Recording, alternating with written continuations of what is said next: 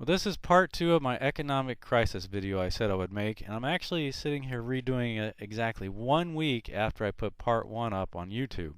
And I'm amazed at how much has happened this past week. The Fed has mentioned negative interest rates. They've talked about we're headed into a depression, and they're doing a stress test on banks. That means they're seeing if the banks will fail in such a situation, I guess. And Britain is saying they want to take the pension funds to help with the debt. So everything is working out just like it normally does in a debt crisis like the whole world is in today. Now you don't pay attention to little blips here and little blips there, like gold going up one day and down the next, and stocks going up and then down. Overall, the big picture is depression. Now, the stock market's a funny thing, however, in this case. We're watching to see how it's going to play out this year. If it breaks a couple markers, then it may have a big drop this year. However, 2017 to 2020 may be one of the biggest rises in the stock market ever, which I know it kind of defies a lot of logic. You've probably heard in many places, but this is what we're watching. But overall, things are going the same path that, well, they've been going on since 2008, really. But anyway, I mentioned at the end of last video that 2017 is an important year. Now, it's not because of some cosmic event or some Jewish lunar something or another. It's just simply this is the year that Social Security becomes negative. Social Security will no longer run a surplus. You've probably heard for a long time that Social Security is broke. That's not really accurate. Social Security was actually doing okay. They even had a surplus every year. It's just that the politicians were rating it to pay down the deficit. Now, some people might take issue with that and say, well, they didn't just take the money bought bonds, so the money's still there.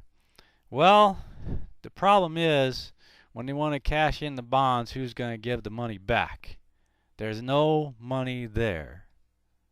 So, in essence, they've just been raiding Social Security, and from my understanding, to the tune of something like $5 trillion of the national debt is money owed to Social Security Trust Fund. $5 trillion. Now, where's that going to come from when it needs to be collected sometime starting in 2017? Right, if we can't even pay the debts we owe today, where will it come from? Well, more debt, of course. So this becomes a double whammy. Not only will debt build quicker because we will owe more to SSI instead of taking from it, but you see they don't have the excess Social Security anymore to help pay down the debt. So the debt crisis is going to quickly speed up next year. Just think about this. Since Obama took office, the debt has almost doubled. If we go back to when Bush first took office, the debt has more than tripled since then.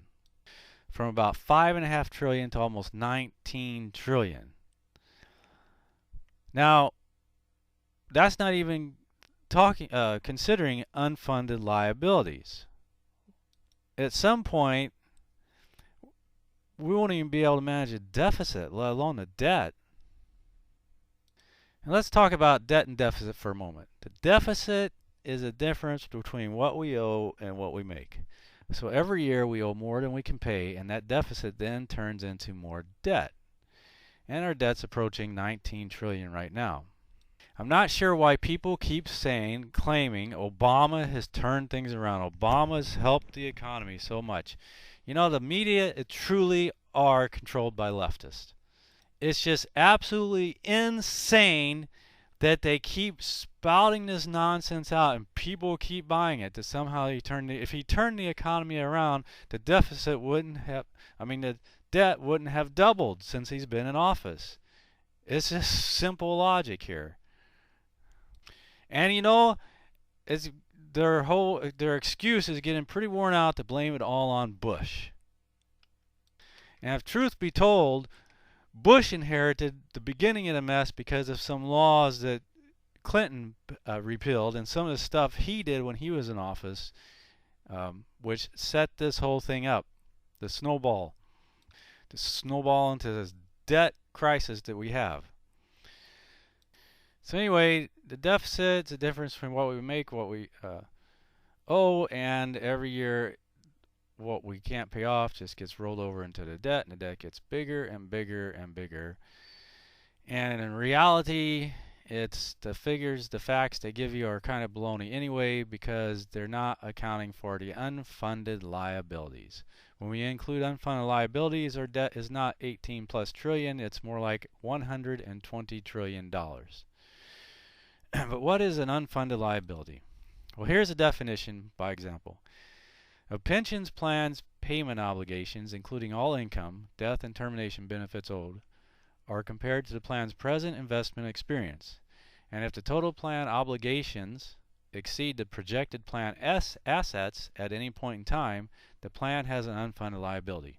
So, in simple words, you're looking down the road, you're looking at next year, and you say, based on what we have today and our income that we'll bring in, and based on what we owe out, we'll owe more than we're bringing in, and so that's an unfunded liability. So we have a debt of almost 19 trillion, but looking into next year and the year after, we have unfunded liabilities of over 100 trillion. That means money we will owe that we do not have. Medicare and a deficit are unfunded liabilities, and Social Security will become unfunded liability. Well, they show it now as an unfunded liability because they know what the future holds. So we're going to owe a lot more money that we do not and will not have given the current situation. So our deficit, well, the deficit's going to just spiral out of control. The question becomes, how much debt can a country have and still function? The biggest breakdown is going to be a burden to the state governments. This is where you're going to see things, we do see things break down first. Because they're not getting the money like they're used to, they'll get less federal money, and that's where you'll start seeing things break down first. Now, I used pension funds as an example, but let's talk about pension funds for a minute. Remember the Fed just raised rates back several weeks ago, a whole 0.5% or something like that. And then they all probably got in the news, said, oh, the economy. See, we told you Obama did such a good job. The economy's turning around. That's why they could do it. Well, that was all a bunch of propaganda nonsense. And they know it. But they're paid to spout this nonsense to control the masses. The Fed is caught between a rock and a hard place. Because, look, the Fed just came out and said we're headed into the depression and they're thinking about bringing in negative interest rates. They understand what's going on.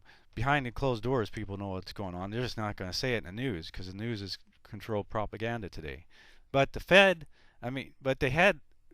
here's the problem. Here's where they're stuck.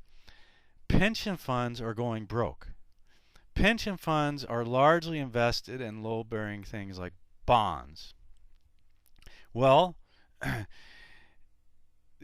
they consider those safe investments, so that's why the pension funds were in such things. And it used to be they got enough interest that they could keep up with people retiring. The problem is twofold. One is more people are retiring than are working, which was already putting a burden on the system, but now they are getting no interest in their investments. None. And if the Fed doesn't raise rates, these pension funds are going broke because they have unfunded liabilities. Now what happens when all the government employees no longer get their money? Well, anyway, so the Fed wanted to just test the waters and raise the rates very slightly.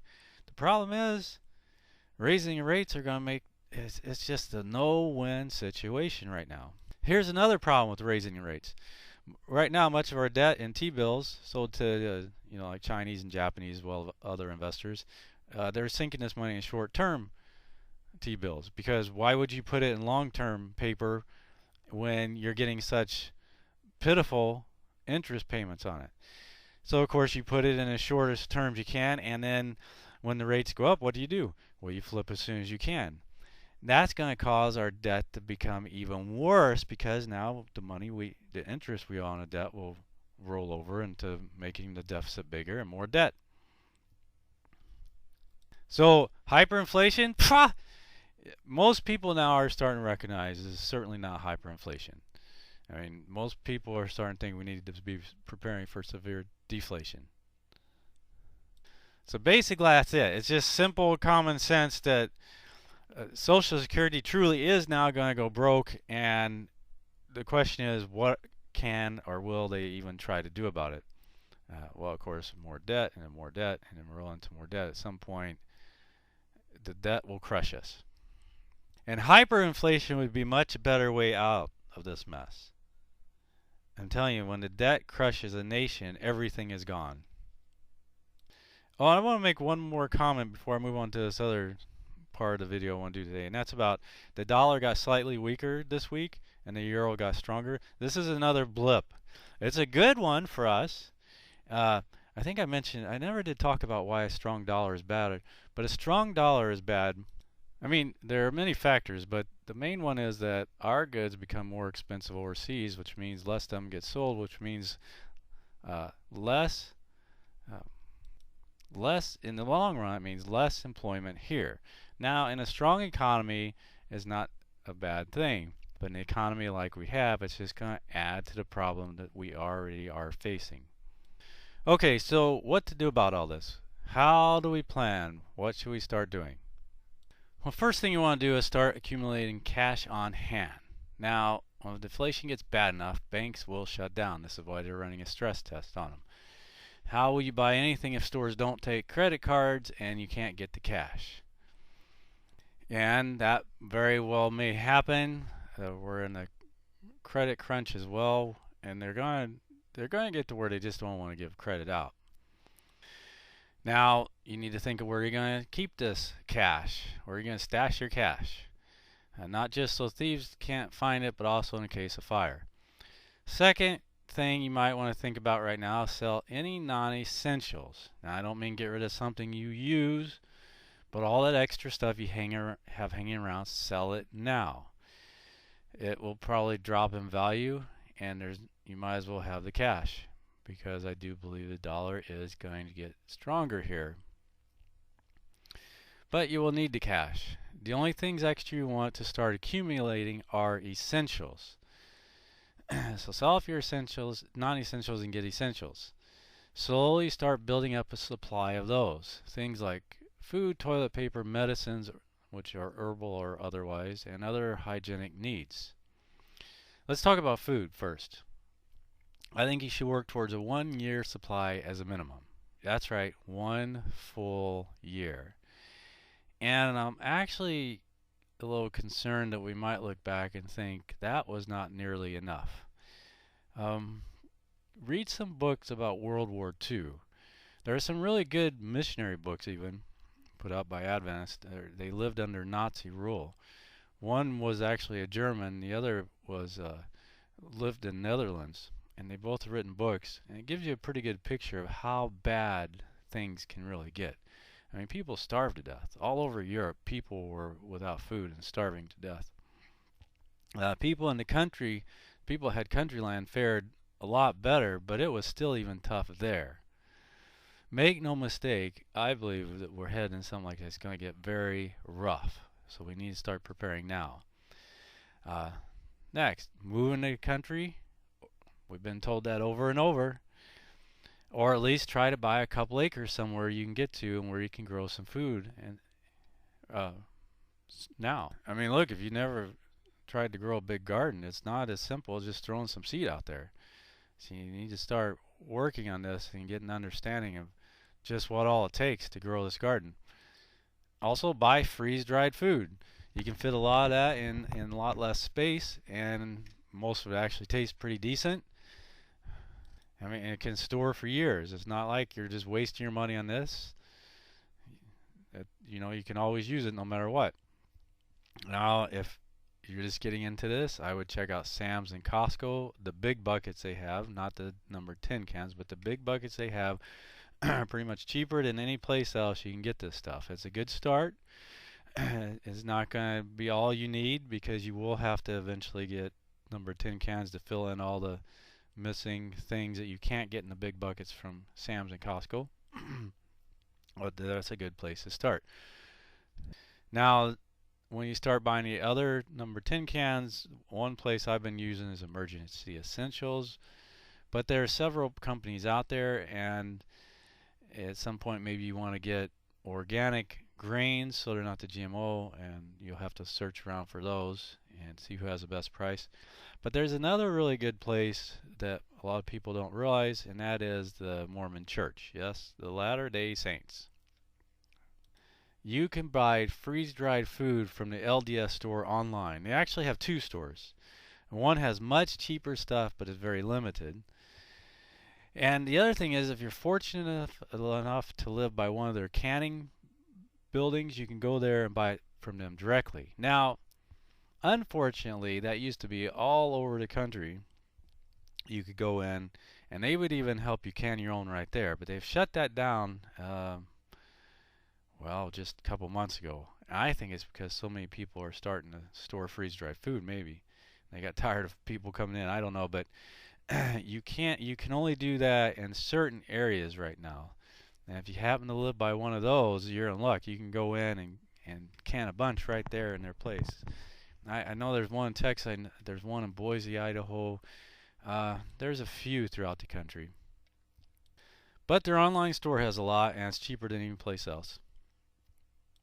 Now, medicine. Well, start with a supply of first aid items and even extra medication if possible. I've started listening about this on a podcast, and there's a lot to learn when it really comes down to it on this issue. There's a lot of stuff out there that I never even knew was there, and things you can buy, and things that will be good in a situation, in an economic collapse type situation. Maybe I'll try to put a link to some of this down underneath the video here. Next thing you want to do is get a good supply of personal care items. Every time you go to buy some, buy two and save one back. Buy the thing you use anyway, and the worst that will happen is you'll just use it in the future if you know, we don't have a total meltdown. I mean, look, it's one point everything does either have to turn around or we become a totally cashless society and enter what some have dubbed a Mad Max scenario, where people are bartering. In a situation like that, necessities would be worth more than gold, of course. I mean, when we put the spiritual aspect in, we're not sure, you know, we don't know how it's going to work out. But I tell you, things are strange, right? There's just this weird feeling in the air right now. But we'll see how it works out. I just think you're going to have a few years here where this generation is going to experience things that people haven't experienced in a very long time. And gold, talking about gold, forget it until you have everything else in place. Like I think I mentioned in the first video, I believe it's going lower. Now, if you have your land, you have your 1+ years worth of food, you're buying your extra things, and you have a bunch of money you want to park someplace, gold might not be a bad idea when it drops below 1,000 an ounce, and people are not hyping it anymore. Now, it's not because you make a fortune off of it, but it's because it's a place to park money through a transitional period. When nations have collapsed, people that saw that collapsing and got out at the right time and put their money in gold could survive the collapse better, because whatever new money came in, then they could turn the gold in for that. People that held on to the old money lost everything. So that's what gold is for. It's for a collapse of a government, not really for an investment. But I believe you need to time it right, because you know there are people that jumped on board when it was 2,000 an ounce, and well, that has to hurt now. They might as well hang on to it now, because I do think it will go back above that at some point. It's just I believe you can buy it cheaper than it is today sometime this year perhaps. Land, if you can't move out, then get a little piece somewhere you can go to if need be. Make sure it's good for growing food. You know, where we are down here in the south, It's really not the best for growing food. There are various reasons for that, but there's definitely different areas of the country that's better than other areas, and you just check around and see what's available to you. And if that's all you can do, then get the land, at least get out on Sundays and start growing a garden and seeing what it's all about. But really, you should be looking for ways to get out of the cities. Um, Now, don't be rash. Put it in the Lord's hands, and maybe over the next couple years or so, things will work out. But remember, that's what Illinois said in 1906. Out of the cities is my message at this time. Be assured that the call is for our people to locate miles away from the large cities. And I think if you wait until a Sunday law, it's going to be too late to get out. But that's a whole other topic I won't go into now. But let's talk a moment about the Sunday law. With all this attention to the economy, Adventists are also getting worked up over the Sunday law, and I'm not saying this might not play into that, but it seems like a lot of Adventists think every little snippet of news about Sunday means we're going to go to bed some night and wake up the next day to them passing such a law. But it's not going to happen that way.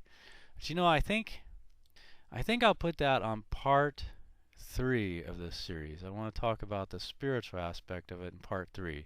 So I think I'll end here, and I'll say, I think the Lord wants us to be wise about the decisions we make, and I just hope that this will help people out there and the decisions they make over the next couple years.